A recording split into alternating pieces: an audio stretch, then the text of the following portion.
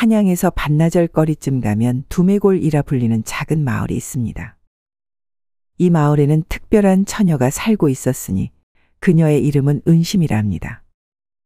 이 은심이가 보통 처녀가 아니었으니 다름 아닌 방귀대왕 처녀라 불릴 만큼 어마어마한 방귀를 뀌었습니다. 방귀 소리가 어찌나 큰지 개울가에서 빨래하던 아낙네들이 놀라서 두레박을 놓치고 참새떼가 후다닥 날아가고 심지어 마을 원님도 천둥이 치나 하며 기와집 처마를 붙들고 놀랄 지경이었습니다. 어느 날 마을 장터에서 장사꾼들이 모여 수군거렸습니다. 내가 말이오, 두메골 은심이 방귀 소리를 들었는데 거북선 대포가 터져도 그만큼 천지를 뒤흔들진 못할 것이오. 그 정도요? 근데 말이야, 그거 알아? 우리 옆마을에도 방귀 한 방이면 집 한 채 흔들린다는 사내가 있다던데? 그 사내라면 혹시 달천이라 하는 저 아니오? 맞아. 듣자 하니 달천이 방귀를 뀌면 장독대가 쓰러진다는데 어디 은심이랑 견줄 수 있을까? 그리하여 두 마을 사람들 사이에서 누가 더 방귀가 센가 하는 내기가 벌어졌습니다. 두 방귀쟁이의 소문이 커져가고 있었습니다. 한편 은심은 사람들 사이에서 자신의 방귀가 내깃거리가 되었다는 이야기를 들었습니다. 아이고, 창피해서 어찌 사나? 왜 남의 방귀 가지고 내기까지 한단 말이야? 은심이는 속상하고 창피함에 몸둘 바를 몰랐죠. 그러던 어느 날 마을 어귀에서 달천이라는 사내가 나타났습니다. 달천은 한눈에 봐도 장사처럼 건장한 체격을 가지고 있었으며 얼굴엔 자신감이 가득했습니다. 그는 장터 한가운데로 터벅터벅 걸어왔습니다. 어디 내 귀로 듣고 판단해야겠소. 과연 두메골의 은심이라는 처자가 나보다 방귀가 센지. 마을 사람들은 웅성거리기 시작했고 달천은 두 손을 허리에 짚고 큰 소리로 말했습니다. 나는 자고로 방귀는 기백에서 나온다고 생각하오. 내 방귀는 수레를 흔들고 심지어 소도 말도 놀라 달아날 정도라오. 그런데 내게 맞설 여인이 있다니 흥미롭군. 마을 사람들은 박장대소하며 그를 둘러쌌습니다. 그날 밤 은심은 어머니와 마주 앉아 있었습니다. 어머니, 이제 저는 어찌합니까? 사람들이 나를 방귀쟁이라 손가락질하니 어쩌지요? 어머니는 한숨을 쉬며 딸의 손을 잡았습니다. 은심아, 인간이란 게 원래 그런 것이란다. 남의 일에 관심이 많다. 내 방귀가 남들보다 크다고 부끄러워할 것 없다. 내 방귀 덕에 우린 여태 쥐도 쫓고 꺼져가는 장작도 활활 타오르게 하고 따뜻하게 겨울을 나지 않느냐? 그래도 저는 싫다고요. 은심이는 어머니에게 밤새 신세 한탄하였죠. 그리고 다음 날 은심이의 집 앞에 웬 사내가 나타났습니다. 은심 처자, 나와보시오. 소문 듣고 왔소이다. 은심이 조심스레 문을 열자 달천이 당당하게 서 있었습니다. 그대와 대결을 하자고 하려 왔소. 서로 누구 방귀가 더 센지 한 판 붙어보는 것이 어떻소? 아니, 무슨 말이요? 헛소문이요, 그런 건. 부끄러워서 살 수가 없네, 정말. 그러자 달천은 껄껄 웃으며 말했습니다. 이렇게 나올 줄 알았지. 내가 조건을 걸겠소. 듣자 하니 집에 빚이 좀 있다고 들었는데 이기면 그 빚을 모두 갚아주겠소. 또한 텃밭 한 떼기도 내어주겠소. 은심은 깜짝 놀랐습니다. 빚이 많아 고민하던 터에 이런 제안이라니. 하지만 그렇다고 사람들 앞에서 방귀를 뀐다는 것이 너무도 창피했습니다. 어머니가 살짝 팔꿈치로 은심을 찌르며 속삭였습니다. 얘야, 생각해 볼 만하지 않겠느냐? 너도 알다시피 우리가 빚이 좀 있지 않느냐? 은심은 망설이며 입술을 깨물었습니다. 좋소. 사흘 후에 보십시다. 그렇게 사흘 후 마을 어귀에는 벌써 사람들이 몰려 있었습니다. 이야, 정말로 대결이 벌어진다는 말인가? 두 사람 다 방귀로 유명한데 누가 이길지 기대되는구먼. 결국 은심은 천천히 마을 한복판으로 나왔습니다. 그녀의 얼굴은 붉게 달아올라 있었지만 단단히 마음을 먹은 듯 보였습니다. 그녀는 달천을 바라보며 말했습니다. 대결을 받아들이겠소. 그 약속 꼭 지켜야 하오. 물론이지. 사내가 한 입 가지고 두말하겠소. 달천은 크게 웃으며 손을 내밀었습니다. 흥미로운 대결이 될 것이오. 이거 전장에 나가는 것보다 더 떨리는군. 그렇게 하여 두 방귀쟁이의 운명을 건 대결이 시작되었습니다.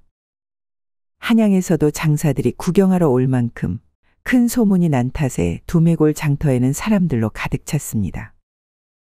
양반부터 상놈, 아이들까지 모두 한마음으로 대체 누가 더 셀 것인가 기대하며 모여들었습니다. 자, 대결을 시작하기 전에 한 말씀 드리겠소.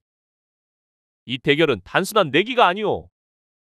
조선에서 가장 강력한 방귀의 주인을 가리는 역사적인 순간이 될 것이오. 관중들이 우레 같은 함성을 지르며 손뼉을 쳤습니다. 아이씨 창피하게 뭐라고 씨부려 싸는겨. 빨리 후딱하고 자리를 뜨고 싶구만. 은심은 두 손을 치마 폭에 꼭 쥐고 있었습니다. 얼굴이 새빨갛게 달아올랐으나 그녀도 마음을 다잡고 말했습니다. 나는 본디 이런 시합을 할 생각이 없었으나 빚을 갚을 수 있는 기회라 하니 어쩔 수 없이 나섰소. 하지만 나도 이기기 위해 최선을 다할 것이오. 사람들은 다시 한번 환호성을 지르며 웅성거렸습니다. 자, 그럼 시합을 시작하겠소. 그럼 누가 먼저 방귀를 낄 것인가? 심판을 맡은 마을 사내가 묻자 달천이 씩 웃으며 말했습니다. 내가 먼저 하겠소. 처자가 먼저 한다면 창피해서 도망갈지도 모르지 않소. 달천은 크게 심호흡을 하더니 양 무릎을 땅에 꿇고 기세 좋게 엉덩이를 치켜들었습니다. 자, 가겠소이다. 순간 장터 한가운데 있던 장독대가 흔들리고 나뭇가지 위에서 쉬던 비둘기떼가 펄럭펄럭 날아올랐습니다. 관중들이 모두 깜짝 놀라 소리쳤습니다. 과연 장사로군. 이 방귀는 꽤나 위력적이오. 달천은 허리를 펴고 환하게 웃었습니다. 보았소? 이 정도면 내 승리가 확실할 것이오. 그러나 은심은 전혀 당황한 기색 없이 가만히 서 있었습니다. 이제 은심의 차례였습니다. 그녀는 조용히 자리에서 일어나더니 천천히 깊은 숨을 들이마셨습니다. 그러고는 치마 자락을 단단히 잡고 두 눈을 질끈 감았습니다. 순간 솥뚜껑이 하늘 높이 날아올랐습니다. 사람들은 입을 다물지 못하고 놀란 얼굴로 바라보았습니다. 이게 무슨 일이오? 소뚜껑이 날아가 버렸소. 사람들이 깜짝 놀라 웅성거리는데 거기서 끝이 아니었습니다. 솥뚜껑과 함께 솥까지 그 자리에서 대구르르 굴러 떨어진 것입니다. 한동안 정적이 흘렀고 곧이어 심판이 크게 외쳤습니다. 은심 처자의 승리여.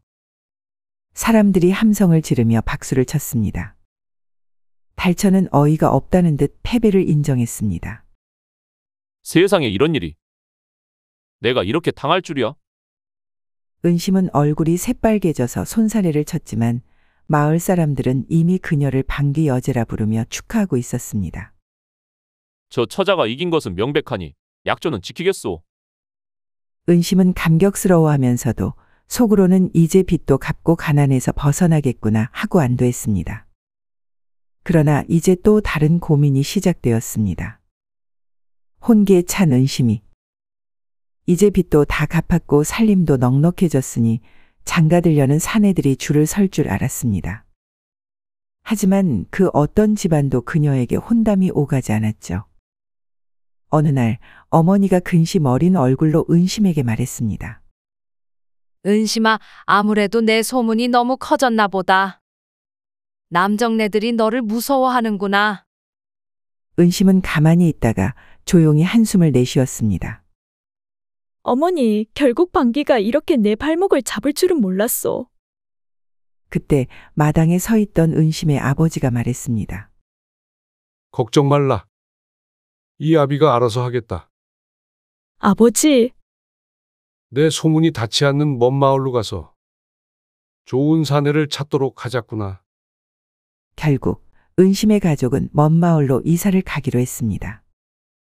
새로운 곳에서 그녀는 정갈한 모습으로 다시 한번 혼처를 찾게 되었고 다행히 성실한 사내와 혼이 나어 살림을 꾸리게 되었습니다. 그녀는 시부모를 공경하고 남편에게도 헌신적인 아내가 되어 한 식구가 되었습니다. 그렇게 은심이의 방귀를 참는 삶이 시작되었죠. 며느라, 내 얼굴이 어째 점점 말라가고 있구나. 시아버지가 의아한 듯 며느리를 바라보았습니다. 어느덧 시집 온 지 석 달이 되었는데 처음엔 고운 얼굴이던 며느리가 날이 갈수록 누래지고 입술은 핏기 하나 없이 바싹 말라 있었습니다. 그러게 말이 왜다. 아무래도 속병이 있지 않은가 싶소? 시어머니도 걱정스러운 얼굴로 한숨을 내쉬었습니다. 그러나 며느리는 그저 고개를 숙이고 아무 말도 하지 않았습니다. 그녀의 얼굴이 이렇게 된 이유는 다름 아닌 방귀를 뀌지 못해서였습니다. 본래라면 아침 저녁으로 힘차게 뀌어야 속이 편할 터인데 시집 온 후엔 단 한 번도 방귀를 뀌지 못했습니다. 밤이면 그녀는 이불을 꼭 덮어쓰고 속을 부여잡았습니다. 아이고, 이러다 정말 병이 나겠구나. 하지만 아무리 고통스러워도 남편과 시부모 앞에서 방귀를 낄 수는 없었습니다. 그런데 며느리의 얼굴이 갈수록 노랗게 떠가자 시아버지는 큰 결심을 했습니다.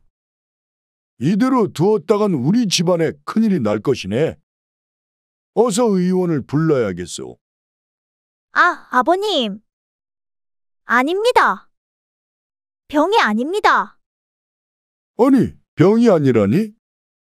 그럼 그 얼굴이 대체 어찌 된 것이냐? 그녀는 더 이상 참을 수 없었습니다. 결국 어쩔 수 없이 실토하고 말았습니다.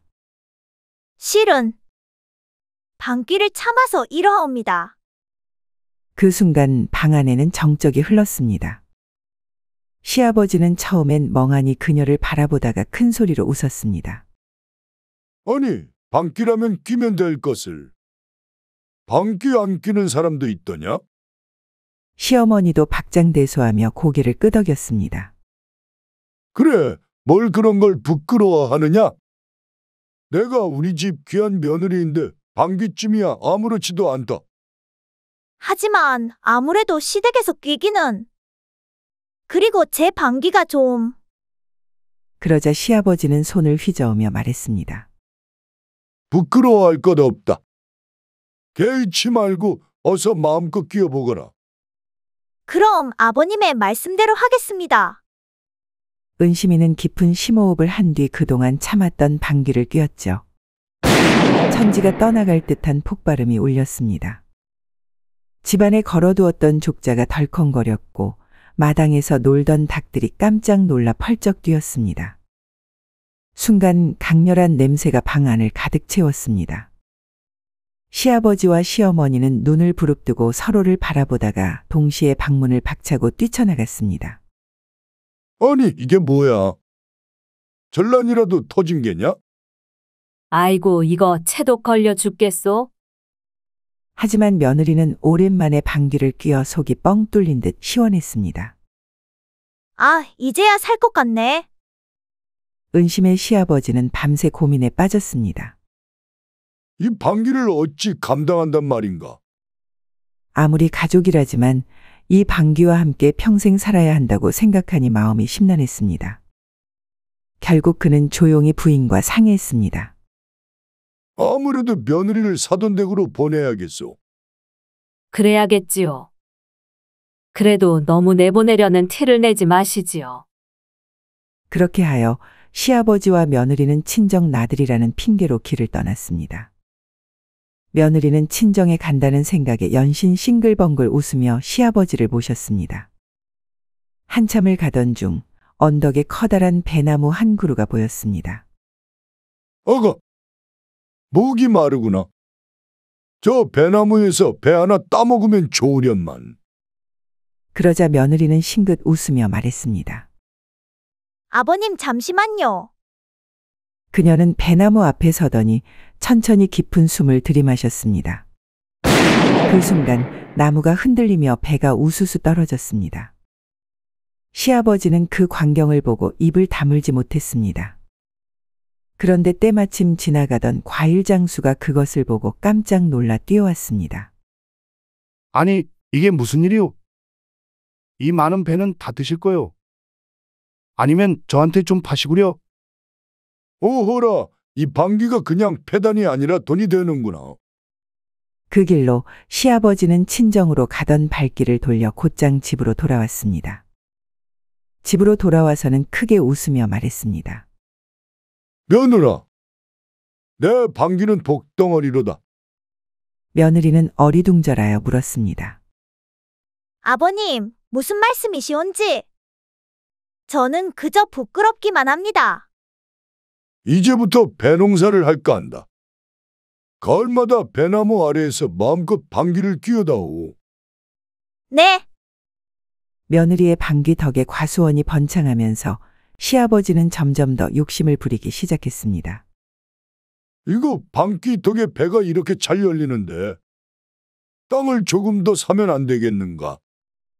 시아버지는 배나무 밭을 더 넓히려 했으나 가진 돈이 부족했습니다.